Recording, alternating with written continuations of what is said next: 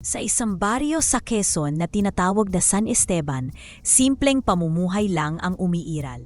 Tahimik ang mga tao, mabait sa isa't isa, at ang mga chismis ay umiikot lang sa presyo ng palay, sino ang buntis at kung sinong hindi na bumalik mula sa Maynila. Sa kabila ng katahimikan, may isang usap-usapan na hindi hayagang sinasabi pero binubulong na may kasamang takot. Ang tungkol kay Alondra, ang matandang babae sa dulo ng liblib na daan sa likod ng punong nyog at kakawati. Si Reyna, 22 taong gulang, ay isang buntis na mananahi. Ikinasal siya sa kabamata niyang si Marco na nagtratrabaho bilang driver sa lungsod. Simula nang mabuntis siya, naiwan na siya sa baryo at nagsimula ng maliit na patahian.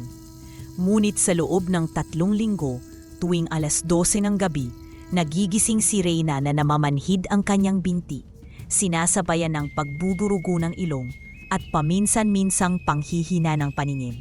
Hindi ito normal. Wika ng kanyang kapitbahay na si Nelia habang tinatapik ang kanyang likod. Baka may nakatingin sa'yo, may galit sa'yo. Pero wala naman akong ginagawang masama, umiiyak na sagot ni Reyna. Ngunit 4 na linggo bago pa nagsimulang mangyari ang lahat, napadaan si Reyna malapit sa bahay ni Alondra. Noon ay may narinig siyang bulong at kakaibang liwanag mula sa loob. Lumapit siya sa bintana.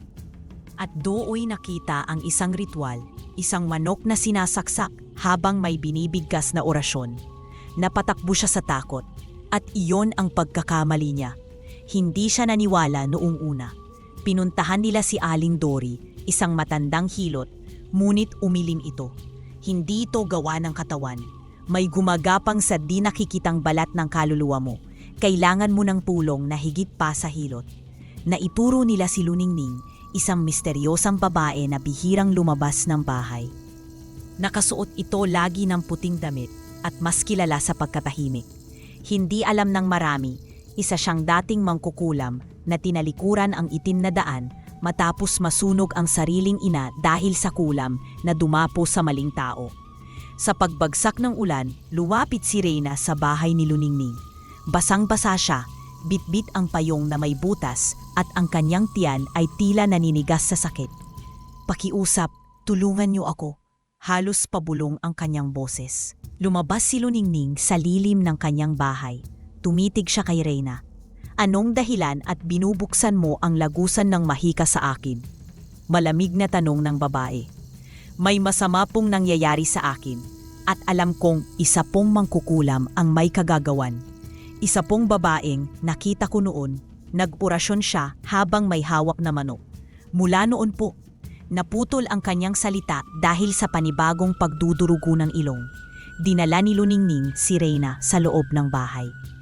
Sa isang silid na puno ng halaman, orasyon at mga tuyong dahon ng sambong, lagundi at banaba, pinaupo niya ang babae. "Bakit mo ako tinatawag gayong alam mong delikado ito? Dahil po, ayokong mamatay ang anak ko. Hindi po ako masamang tao." Tahimik si Luningning. "Totoo na ang kutob ko. Si Alondra ang gumawa nito sa'yo. Isa siyang dating kasama, dati kong kapatid sa kulam," ani Luningning. At doon ay nanaiwa ang alaala ng nakaraan sa kanila ni Alondra. Noong dalaga pa si Luningning at Alondra, pareho silang iniwan ng kanilang mga magulang. Sabay silang lumaki sa ilalim ng pangangalaga ni Mang Turo, isang kilalang albularyo. Tinuruan sila ng mga dasal, gamot at pangontra. Ngunit habang lumilipas ang panahon, nahumaling si Alondra sa kapangyarihang dulot ng kulam. "Gusto ko ng respeto, kapangyarihan, takot, hindi sapat ang gamot at dasal," sabi ni Alondra noon. "Ang tunay na lakas ay hindi sinusukat sa takot ng iba, kundi sa dami ng naisalbang kaluluwa," tugon ni Luningning. At isang gabi, tuluyang umalis si Alondra sa bahay ni Mang Turo. Doon nagsimula ang dilim. "Nalulungkot ako, Reyna," ani Luningning, "dahil kung papasok ako sa labanang ito, magbubukas akong muli sa daang tinakasan ko. Hindi ko po kayo mapipilit, pero kahit ako po ang mamatay, sana lang wag ang anak ko." Tahimik si Luningning. "Ipaglalaban kita," mariing wika nito. "Pero tandaan mo, Sa labanang ito, hindi lang katawan ang nasasaktan, pati kaluluwa. Sa gabi matapos tanggapin ni Luningning ang panawagan ni Reyna, nagsimulang lumamig ang hangin sa buong baryo. Hindi ordinaryong lamig, ito'y tila may kasamang kilabot. Parang mga matang hindi nakikita ang nakamasid sa bawat sulok ng bahay.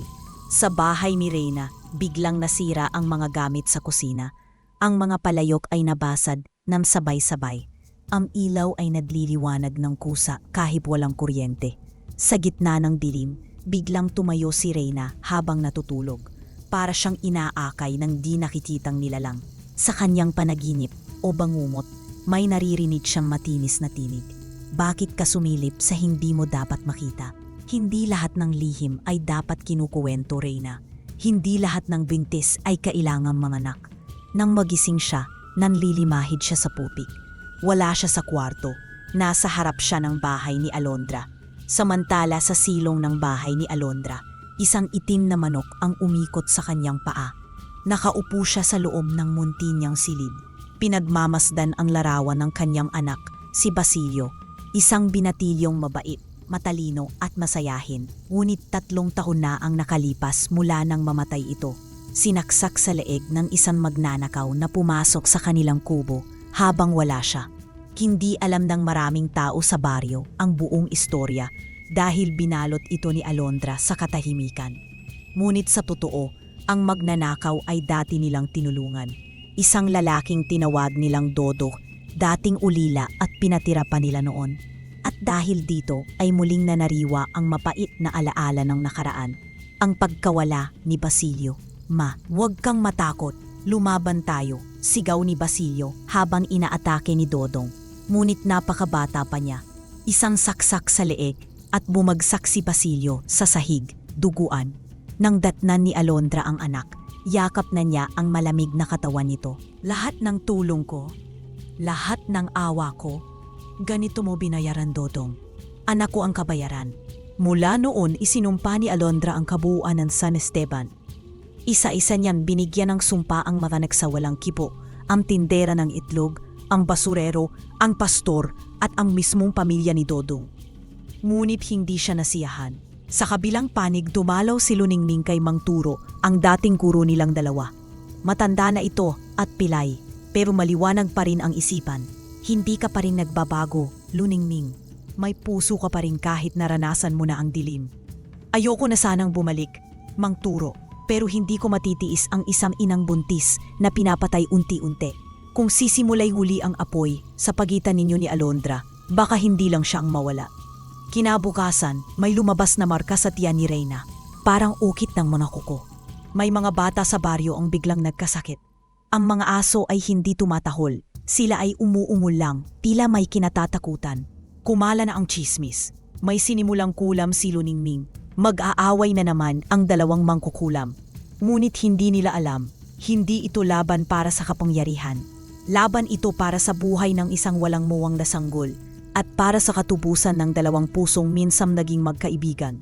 Kinabukasan ng insidente sa tiyan ni Reyna, isang hindi maipaliwanag na lamig ang bumalot sa buong baryo ng San Esteban.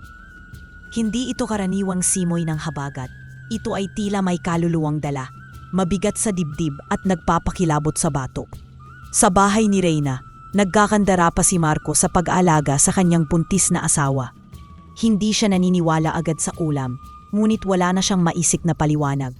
Laging nanginginig si Reyna, tuwing sasapit ang 2:00 ng madaling araw. Namumutla, nilalagnat at parang may pinapasan na hindi nila makita. Reyna, tahan na, andito lang ako. Hindi kita pababayaan, bulong ni Marco habang pinapahid ng pasangbimpo ang noo ng asawa. Naiiyak si Reyna. Hindi ko alam kung hanggang kailan ko to kakayanin. Parang may humihila sa akin tuwing natutulog. Ako, para bang may gusto silang kunin mula sa akin. Kinabukasan, muling bumalik si Luningning. Tahimik siyang pumasok sa bahay ni Reyna. Dala ang isang palayo na may lamang pinaghalong dahon ng sampung, luya at ugat ng kamangyan. May 3 gabi na lang, Reyna. Kapag hindi natin naputol ang tanikala ng sumpa, hindi lamang bata ang mawawala. Ikaw pati ang asawa mo ay malulunod sa kadiliman. Nilingon siya ni Marco, halatang galit at takot. Ano bang totoo rito? Ulam ba talaga to? Hindi ba pwedeng pagod lang siya o stress sa pagbubuntis? Tumitig si Luningning sa kanya. Kung pagod lang ito, sana'y nagilom na sa unang gabi. Pero kung ang mismong kaluluwa na ng sanggol ay hinihila sa mundong hindi sa kanya, kailangan na itong harapin. Nang gabing iyon, sa ika-4 na oras ng gabi, may narinig na pagaspas ng mga dahon kahit walang hangin. Sa labas ng bintana ni Reyna, isang bilog na abo ang lumitaw sa lupa, tila bakas ng isang paang hindi galing sa tao. Sa malalayong bahay ng mga taga-baryo, may mga natagpo ang bangkay ng ibon sa mga pintuan. Itim ang mga ito, may markang X sa mga pakpak. At sa simbahan, natagpuan ng kura ang krusipiho na nakabaliktad. Kinabukasan, isang papel na kulay abo ang lumapag sa pahanan ni Luningning sa kanyang bakuran. Hindi pa huli ang lahat, kapatid. Bawiin mo ang panghihimasok mo. O ikaw ang susunod na mawalan. Walang pangalan, walang pirma, pero alam niya kung kanino galing iyon. Pinulong ni Luningning si Marco at Reyna. Humiga si Reyna sa isang banig na gawa sa pinatuyong dahon ng saging, habang binugahan ni Luningning ng usok mula sa pinainit na palayok ang kanyang tiyan. Binilugan niya ng asin ang paligid ng banig at binigkas ang orasyon, Sanctus Kalikasan, tanggapin ang anak sa sinapupunan ng inosente. Huwag hayaang humalo ang dugo ng sumpa sa dugo ng pag-ibig.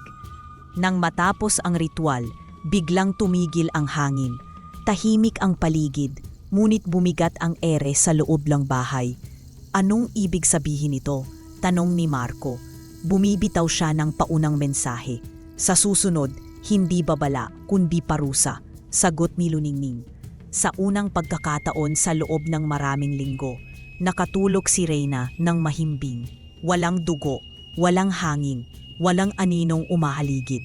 Ngunit bago mag-umaga, may natanggap na balita ang baryo, ang matandang si Aling Meling, na dati kasama ni Alondra sa isang proyekto ng kababaihan, ay natagpuang nakasabit sa puno ng mangga, walang buhay. May nakaukit sa kanyang dibdib. Luningning, ito ang paunang paalala. Nagtipon ang mga ulap sa itaas ng San Esteban. Ramdam ni Luningning ang paglapit ng huling babala, ng pagbagsak ng puot ni Alondra. Sa gabi ng bagong buwan, habang tahimik ang baryo, umalingaw-ngaw ang sigaw ni Reyna. Nagising si Marco at natagpo ang gumugulong ang asawa sa sahig.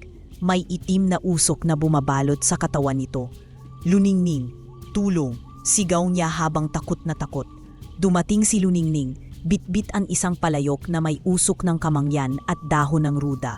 Nagsimula siyang mag-orasyon at sa bawat bigkas, unti-unting humiwalay ang usok sa katawan ni Reyna. Biglang kumidlat at sa labas ng bintana, nakatayo si Alondra. Tumigil ka, Luningning. Hindi ikaw ang may karapatang magligtas ng sinuman. Ang mundo'y hindi para sa mahihina. Sigaw niya, habang umaalon ang kanyang buhok sa lakas ng hangin.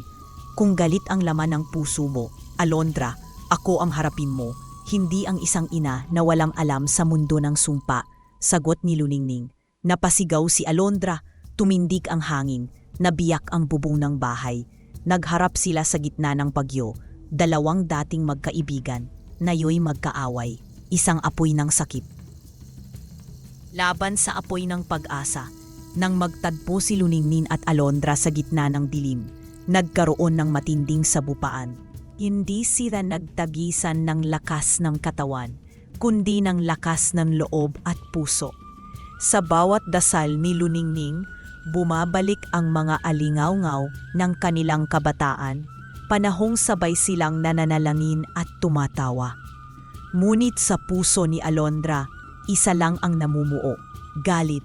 Galit na dulot ng pagkamatay ng kanyang anak, ng pagkakalimot ng mundo sa kanyang pagdurusa. Pinatawad mo sila, ako hindi, at ako ang binawian ng anak. Sigaw ni Alondra habang pinapadaluyan ng itim na usok ang katawan ni Luningning. Napaluhod si Luningning. Sa kanyang kahinaan, biglang bumukas ang pinto ng bahay ni Reyna. Mula sa loob, lumabas si Marco. Bitbit ang larawan ng batang anak ni Alondra, si Basilio. Ma'am, Ito po ang anak niyong minahal. Hindi po siya mamahinga kung patuloy kayong maghahasik ng galit. Natigilan si Alondra, tumulo ang luha. Papalapit si Luningning. Kung tunay kang ina, hindi mo ipapamana ang sakit mo sa ibang anak. Pumatak ang ulan. Kasabay nito, bumagsak sa lupa ang baston ni Alondra.